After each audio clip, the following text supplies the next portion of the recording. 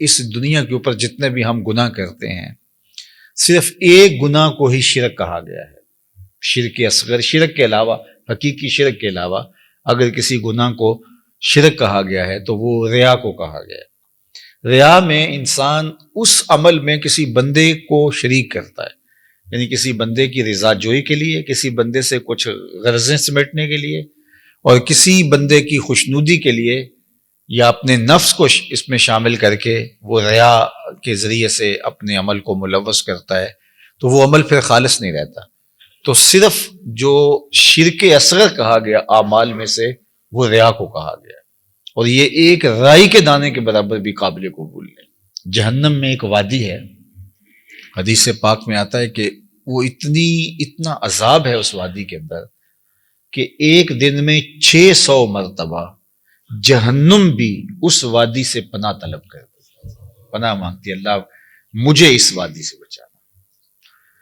600 مرتبہ ایک دن میں جہنم اللہ سے عرض کرتی ہے، مالک مجھے اس حصے سے بچا کے رکھنا، 600 مرتبہ ایک دن میں۔ تو صحابہ نے عرض کی، یا رسول اللہ صلی اللہ علیہ وآلہ وسلم، اس وادی میں کون لوگ ڈالے جائیں گے؟ تو اللہ کے محبوب علیہ السلام نے فرمایا، القراء المراؤون، وہ قراء جو ریاکاری کرتے وہ اس وادی کے اندر ڈالے جائیں گے۔ تو اب اللہ کیا چاہتا ہے ہم سے؟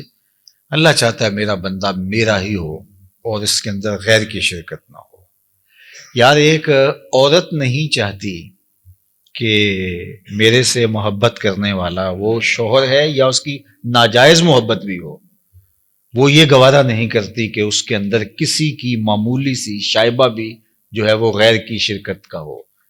ایک مرد نہیں چاہتا، وہ جس سے محبت کرتا ہے تو وہ نہیں چاہتا کہ اس میں شائبہ غیر کا ہو۔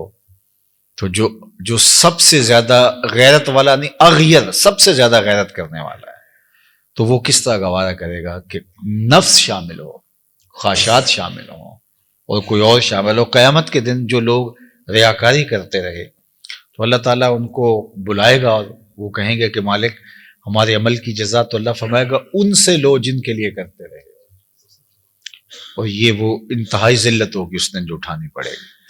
تو محبت کا تقاضا پھر محبت کا خالص ہونا ہے، اور خالص للہ محبت ہی مقبول ہے، اور جو خالص للہ نہیں ہے وہ مردود ہے۔ تو اس لیے تھوڑی محبت ہو، وہ آہستہ آہستہ پروان چڑھ جائے، لیکن ہو خالص۔ تو یہ ہمارے دین کا، ہمارے رب کا، ہماری شریعت کا ہم سے تقاضا ہے۔ فرمایا والذین آمنوا اشد حبا للہ، جو ایمان والے ہیں وہ اللہ سے ٹوٹ کے پیار کرتے ہیں، اور محبت ان کی اس مقام پہ، اس درجے پہ ہے کہ وہ اس محبت میں کسی اور کو خاطر میں نہیں لاتے۔ باقی جو محبتیں ہیں وہ اللہ کی محبت کی ہی صورتیں ہیں۔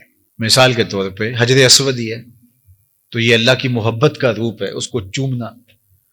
اس کے بارے میں کہا گیا کہ یمین اللہ، جو حجر اسود ہے یہ اللہ کا دایاں ہاتھ ہے۔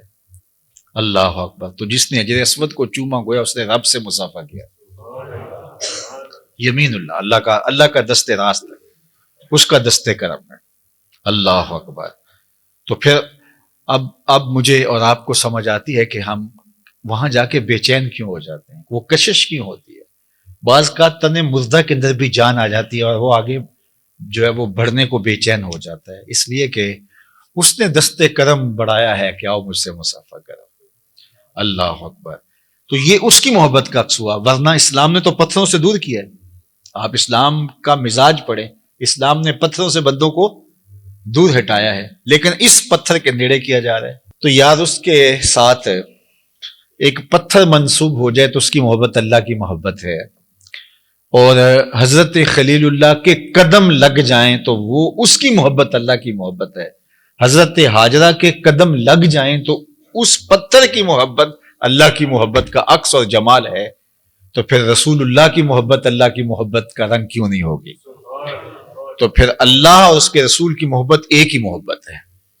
تو اللہ اور اس کے رسول سے محبت کرنے کی پھر ترغیب ہمیں شریعت میں جو ہے وہ ملتی ہے، تو پھر اللہ اور اس کے رسول سے شدید محبت یہ تقاضا ایمان ہے، اور اللہ ہم سے چاہتا ہے کہ ہم اس سے بھی پیار کریں، اس کے محبوب سے بھی پیار کریں، اور اس کے محبوبوں سے بھی پیار کریں۔